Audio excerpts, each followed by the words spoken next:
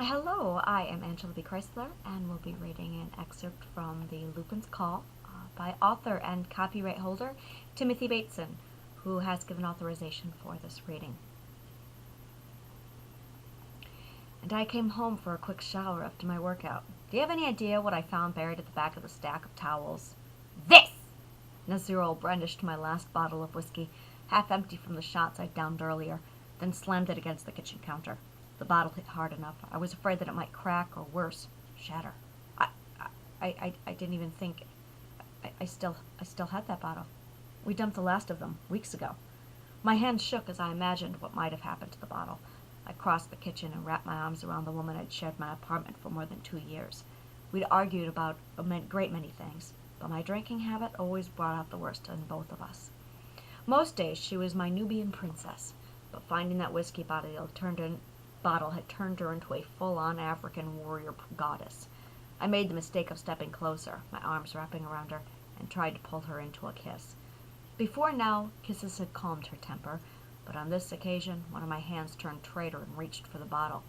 Just as my fingertips stroked the bottleneck, Nazirul shoved it further away from me. I stretched more, pressing myself against Nazirul's firm body, and I received a hard shove to the chest in response. Air rushed out of my lungs, and I found myself driven back a couple of paces. Several long seconds passed while I got my breathing back under control. As soon as I was breathing normally, I made another move to save the bottle. This time, I tried to squeeze in between Nazirul and the refrigerator and reach around her. A storm crossed her graceful features as I brushed up against her, and I knew things were not going to end well. Her hands moved fast as lightning, and I backed away, expecting a repeat of the rib-crushing blow. Instead, there was the sound of breaking glass as she smashed the bottle against the rim of the steel sink. She thrust the remains between us, and I backed up even further. Even in her anger, she looked stunning, but my eyes drifted to her imprisoned weapon that didn't waver. Turning at the hip, she kept the shattered bottle between us and turned on the tap, washing the last of my whiskey down the drain. Her expression remained frosty and detached the whole time. At this point, I did the third stupidest thing I'd ever done, and stormed out of the apartment.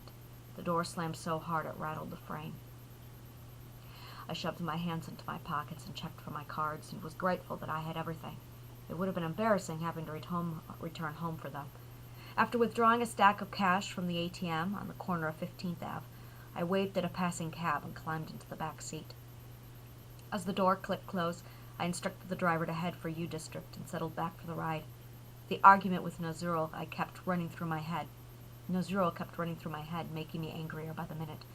The drive was short, and the driver dropped me off on University Way. I waited for a few moments, then headed into the warren of alleyways between the stores and businesses.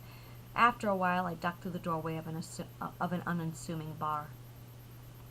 The Devil's Own is a scrupulously guarded secret, even among Seattle's supernatural society. By keeping the secret of the Devil's Own remained one of the few places we can go without interference from the mortals or police. Booths ran along the walls, and I selected one of the back corner of the room. I glared at anyone who dared look my way and ordered drinks from the passing barmaid. I saw everything from my vantage point, but my thoughts became a constant distraction. It was easy to settle into a steady rhythm of drinking, falling back on habits formed in the years after I'd left the games. After having stormed out on the only woman who cared enough to curtail my habit, I'd returned to drinking. I did the same thing every time the pain became too much to handle. Thank you very much. And more about the story can be found at Timothy Bateson's website, which I have provided the link below. Thank you.